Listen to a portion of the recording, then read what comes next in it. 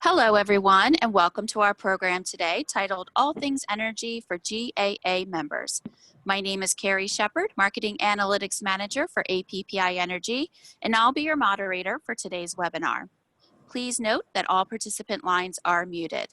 You may submit questions anytime during this session by using the Q&A box at the bottom of your screen. Our presenter today is Dan Forgas, Vice President, U.S. Strategic Markets with APPI Energy. Joining us as well this afternoon is Melissa Jones with GAA. Welcome, Melissa. Let's get started. Good morning. I wanted to take a few minutes to introduce our presenter today, Dan Forgas. Thank you, Dan, for joining us. APPI has been GAA's endorsed energy consultant since 2009, and they help many members, like yourself, save money and create budget certainty for your business. While they do provide electricity and natural gas procurement, last year they began rolling out the Energy Solutions Division for efficiency projects and improved sustainability. I hope you all enjoy the program and look forward to any of your feedback. Thank you. Great. Thank you, Melissa, and thank you, everybody, for attending and dialing in this morning. I hope you're all staying healthy and safe and seeing things return to normal. I wanted to talk to you a little bit about our program for GAA and tell you about some possible ways for you to reduce your operating costs going forward.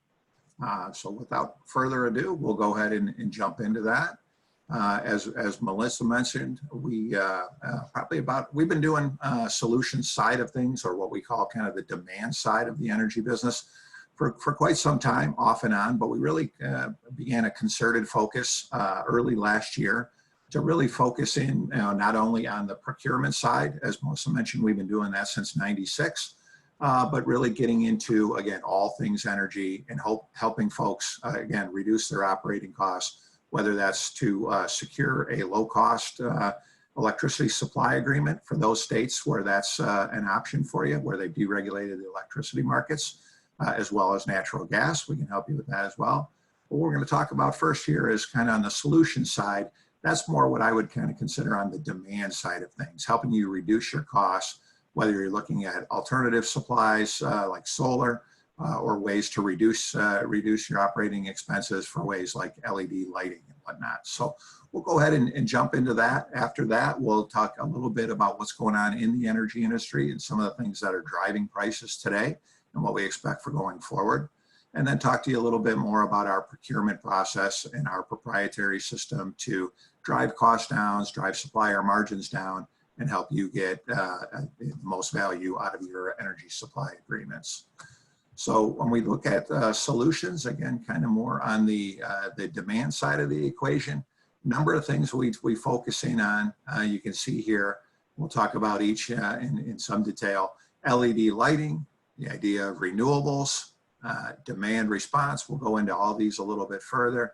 Solar, combined heat and power, battery storage, things that you can do to conserve energy, and then utility bill management. This all comes under our solutions division, and really to kind of dive into a little bit more of each of those.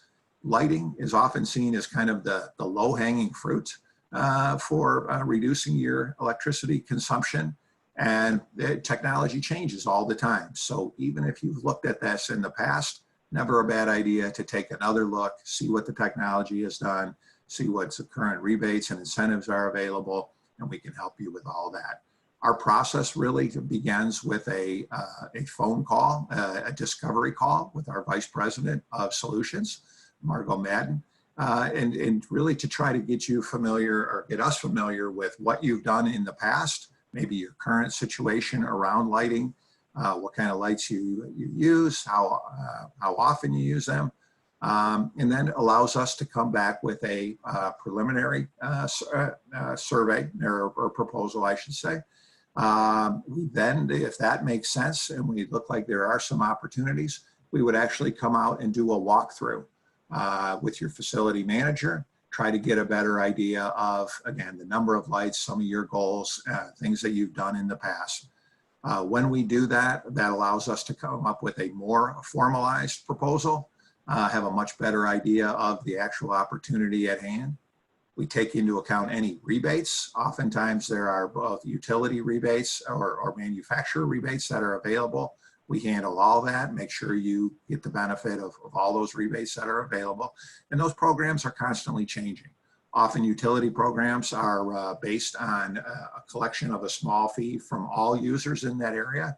And then those dollars are available for those customers that take advantage of some of the retrofit and efficiency upgrades. So we're all paying for that already. Why not take advantage and get some of those dollars back to improve your facility?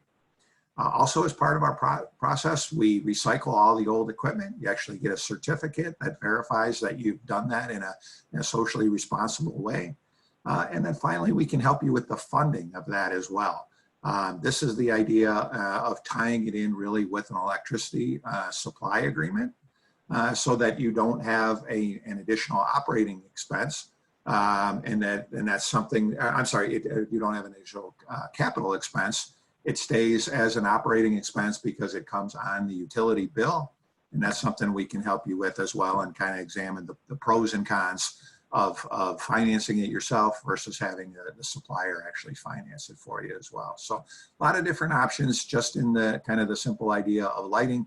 But again, if it's been more than 5 years since you've looked at your lights, not a bad idea just to have us take a look and see if there might be some efficiencies to be gained there as well. When we talk about demand response, you may be familiar with that. That's really the idea of a voluntary program to curtail your energy usage during the peak times of the year. Generally, that's the hottest days of the year of the summer or the coldest days of the winter. But when utilities are constrained, one way that they can keep power flowing and avoid blackouts or rolling brownouts is the idea of having some of their larger users actually curtail their usage back. And that helps them to avoid building new power plants. So in return for that, you can actually earn significant compensation by curtailing your usage at those times where they actually require you to do that. Talk a little bit about the solar.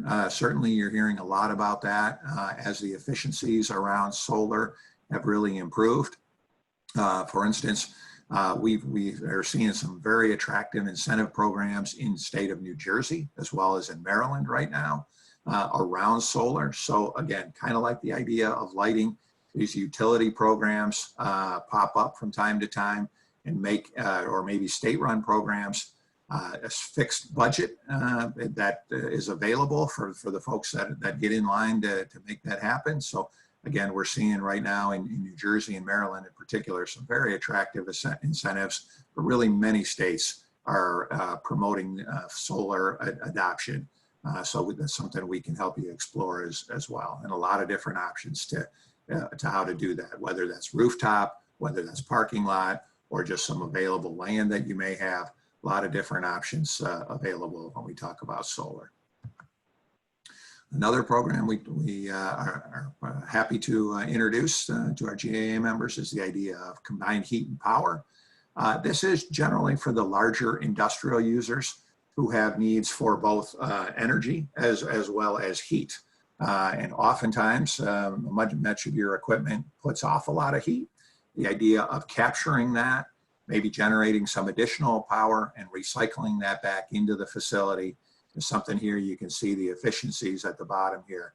25% improvement in total efficiency can reduce your energy cost by 20% is more. So really the idea of being most efficient, you can't always change some of these processes, but where you can capture the heat that's generated during that process, you can recycle that back in and generate some more power and reduce the amount of power that you're buying from the utility or the supplier as well. Battery storage, there we go. Battery storage, artificial intelligence. This really ties in very nicely if you do have a solar installation. This is the idea of evening out the peaks in your usage, if you will, through the artificial intelligence. So you're generating power from your rooftop or from your solar array, and then you're storing that power. Obviously, the sun doesn't always shine at night, so you can store that power for the evenings. The idea of artificial intelligence comes in where the system can actually learn that, okay, at 7 o'clock in the morning, I'm going to see a big spike in usage. I can be prepared for that. I can start to cycle back other motors, some other equipment, or I can have the batteries ready to take over some of that peak. This really is a great way to reduce some of your peak usage, not only the cost, but also the usage itself. And that really drives a lot of how utilities price your account, is where you have this peak usage. So we talk about usage, and then we talk about demand. Usage is the amount of electricity you use over time. Demand is kind of a snapshot in time that says how much energy are you pulling through the system at any one time. Where you can have a lower demand level, that really is a gift that kind of keeps on giving, because most utilities say, well, if you use that power at any one time, we need to be ready for you to use all that power all the time. So we're going to build in some costs really that allow us to be prepared and to keep the grid reliable. Battery storage with artificial intelligence is a way to kind of circumvent that. You don't have the high peaks. You don't see those charges from the utility set at very high levels. And again, you can reduce your usage and reduce your demand as well. They're pretty attractive alternatives there also. When we talk about web-based utility bill management, this is the idea of really any billed commodity, whether that's electricity, natural gas, steam, water. Any billed commodity is something that you can load into this online portal, have access to on a real-time basis. It can even help you pay those bills as well if you'd like. But really the important thing is to have real-time analytics, real-time information that allows you to see, where am I using that particular commodity? Am I wasting any? Is there any leaking? Or keeping an eye out for billing errors, do some benchmarking. So really the idea of having the data all in one place, ready to go, real time, you can really see where the energy is being used in your facility and help you try to drive down some of those costs as well. That really brings an end to the solutions, the energy solutions part of our discussion here. What we're going to do now is turn our attention to a little bit of what's going on in the energy industry overall. As you can imagine, COVID has had a dramatic impact on the demand and the electricity usage in the US, but maybe less than you might have expected. We're seeing on average, about a 10% decrease across the country, but a lot of that has actually shifted from the commercial and industrial sector to the residential sector as well. So just a brief update on COVID and the impact on the energy industry. What we see here is a few charts and some analytics. We like to say that our decisions are data-based, and what we really try to look at is the historical perspective on things, and then give you some idea of the future forecast as well. So with our sister company, the Energy Research Council, we're able to create some of these charts and analytics that really show you where the market has been trending, and then look to create some forecasts as well. So in the upper right-hand corner, we see PJM. That's the grid operator for Pennsylvania, New Jersey, and Maryland. Really kind of keep the grid flowing and everything in balance. But we can really track there what retail or wholesale prices have been over the last 10 years. And one thing you'll note there is the volatility in the electricity markets, generally driven on weather, but other some events as well can cause those dramatic spikes. In the lower left-hand corner, we see natural gas over the same 10-year time frame. And you'll see really a strong correlation between natural gas and electricity pricing. About 80% of the country's newer power plants are gas-fired. So as we move away from coal, more and more power prices are based on the underlying fundamentals of natural gas. So strong correlation between those two, and we can help you have a better understanding of what that connection is and how gas prices today may help determine your power prices for tomorrow. I mentioned briefly the idea of the Energy Research Council. That's a sister company of APPI. And really the things we're looking to do, we kind of saw in that last one, benchmark historical prices, help you set some trends and identify trends for forward power prices. That's the idea of a fixed price today for delivery of the energy at some point in the future. And really what we're trying to do with all this is answer two main questions. Is now a good time to buy? And how long should I buy for? That's really the insight that ERC, the Energy Research Council, hopes to help our customers identify. And we do that by collecting and analyzing competitive supplier pricing, and again, can create charts like you're seeing here. What we see on the top is PECO in the Philadelphia area, the utility, where we have seen competitive electricity suppliers pricing for the last few years on both a 12, 24, and 36-month term. So it kind of gives you the idea of, okay, we're seeing here 12-month pricing is lower. Is that the best way to go? Maybe. Kind of depends on your goals. And that's something APPI will help you. We'll gain a better understanding of and help you understand kind of the pros and cons of looking at, is a longer term better, is a shorter term better. On the lower chart, what we see here is a comparison of those retail prices to the utility prices. In many of our markets, you can stay with the utility and do nothing, basically.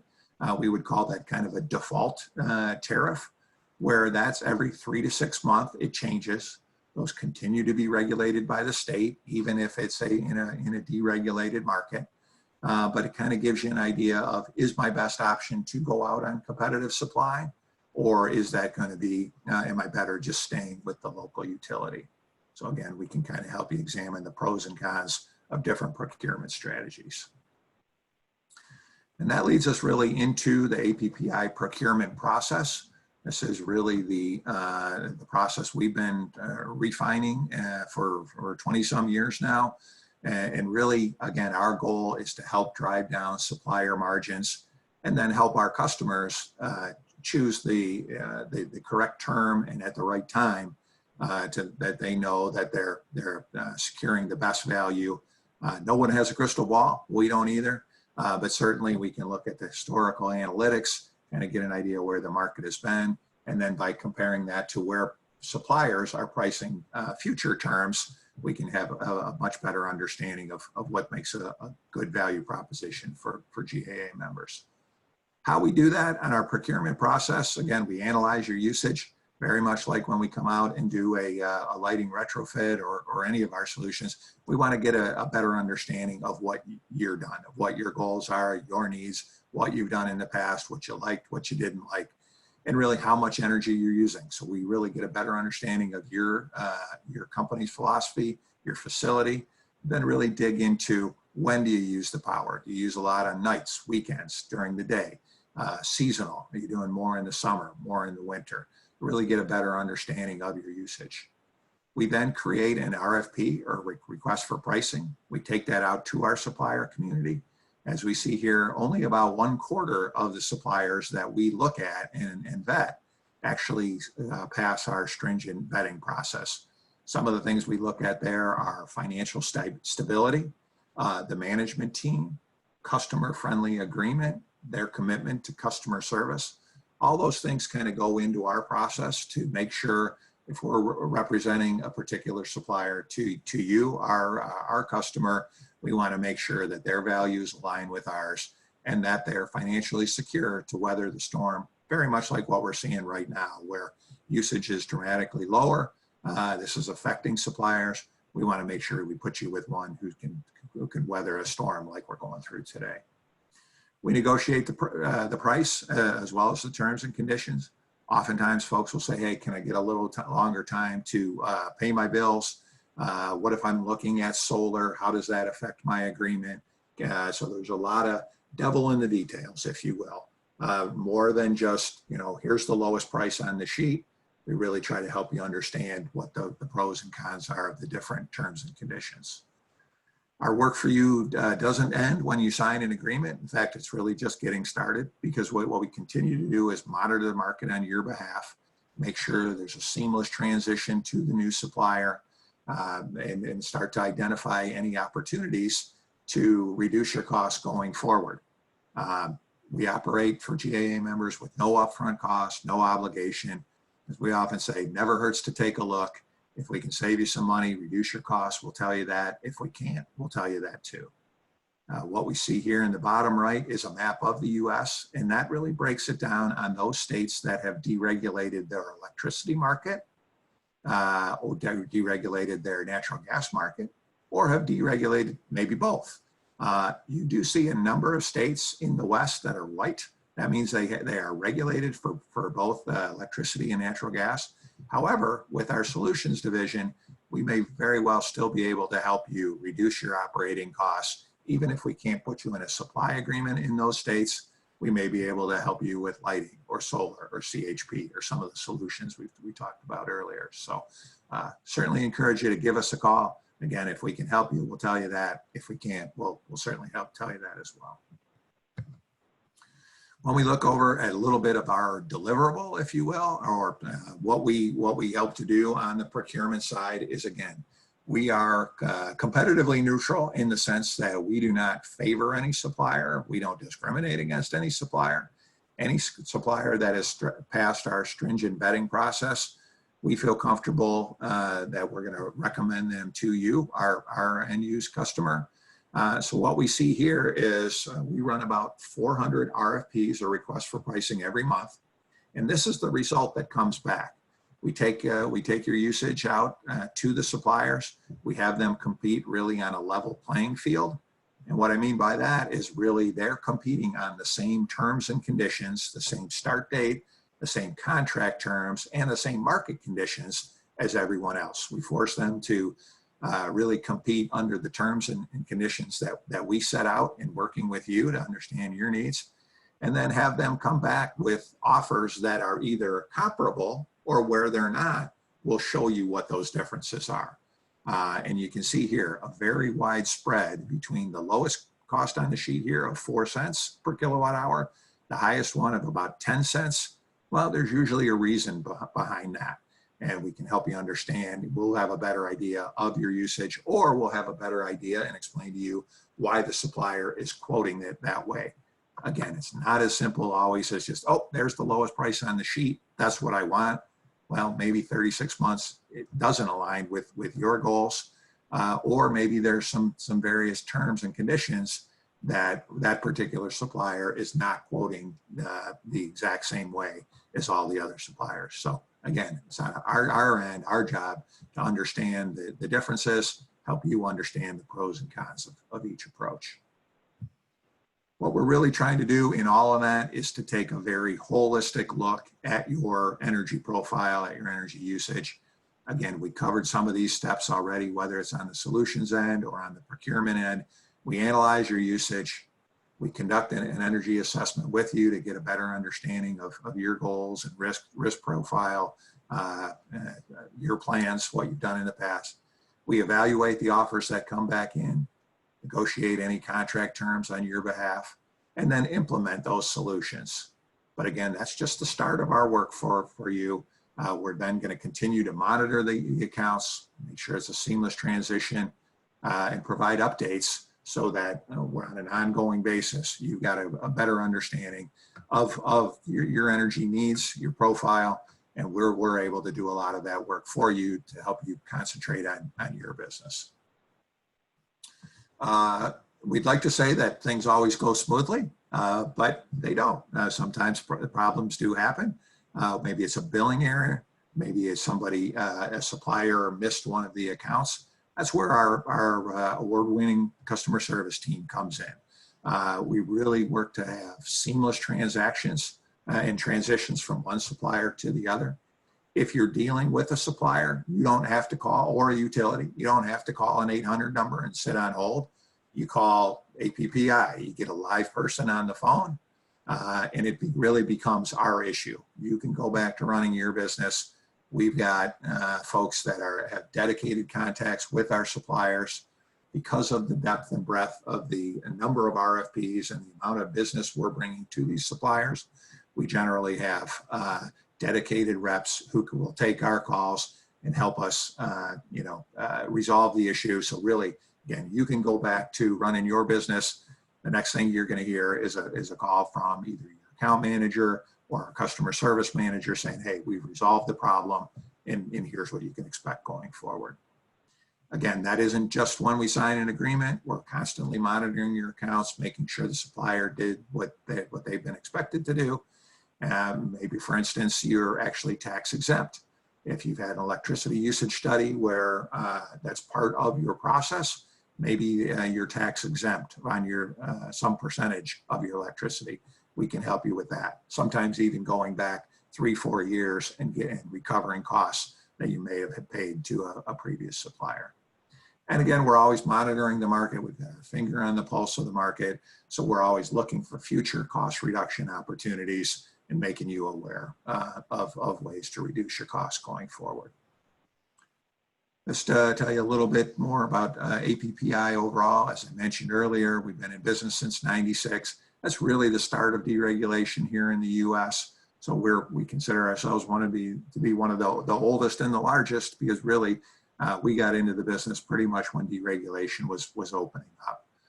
We've earned and are very proud to have the endorsement of over 160 different affinities, organizations like GAA. Very proud of our work with GAA. Of that, we serve over 34,000 service accounts in many different markets. That's 10 billion kWh under management and 20 million decatherms DTH of natural gas under management. So it gives you a little bit of an idea of who we are and the breadth of experience that we hope to bring to the table for GAA members. And Carrie and Melissa, I'm going to throw it back to you, because that is about all we had for today. We wanted to keep it short and to the point, but love to open it up to any questions that you or any of your members may have. Thank you, Dan and Melissa. As Dan mentioned, at this point, we do invite participants to ask questions through our webcast system. If you have difficulty sending your question, please email them to danforgas@apppienergy.com, as you see on your screen. I have a question. It's Melissa. What if a GA member is currently in a contract and it doesn't expire until, say, like October 2021? Sure. Great question, Melissa. We get that a lot. A lot of folks have where those markets where they have taken advantage of competition. They have signed agreements, and we're always happy to see somebody who has been able to take advantage of deregulation in their state. Electricity and natural gas are a little bit different than most things in life that you buy. If you run out of paper towel, then you probably go buy paper towel. But with electricity and natural gas, it's a little different in that what you can do is make a forward purchase. And again, that's the idea of getting a fixed price today based on current market conditions, even though you don't want the energy to be delivered till some point in the future. We, in fact, often recommend that folks 12 to 24 months in advance, or roughly 18 months on average, start to, before the contract ends, start to monitor the market. Reason being is we don't have a crystal ball. I can't say it's going to be cheaper today than it is in 18 months. But what I do know, and what we have proven, is volatility increases. Biggest reason there, as you get closer to the start date, the biggest reason there is really weather. Here today in the Midwest, we're coming up on 90 degrees. That's a hot day. We're seeing the heat move into the mid-Atlantic and the Northeast. So as weather drives natural gas prices, it also drives electricity prices. So for someone that says, hey, I've got a contract that ends in August, why don't you call me in July? That's fine. We'll be there in July. But what we would rather say is, if it expires next August, why don't you take a look now, or in your case, sometime later in 2021, take a look now. No harm, no foul, to at least take a look. The process is very, not very time intensive at all on your behalf. All we really need to do is take a look at some bills and get your usage from the utility. From there, we can go to work for you. And really the idea of setting a benchmark price is really what we think is a good idea. You may look at that and say, oh, great, I can save another 10% beyond my current agreement. That's great, I'll do that today. Or you may say, when you look at all the analytics, I think it's going to get a little bit better. I think prices are going to come down. So I'm going to wait. Either way, you're making an educated decision.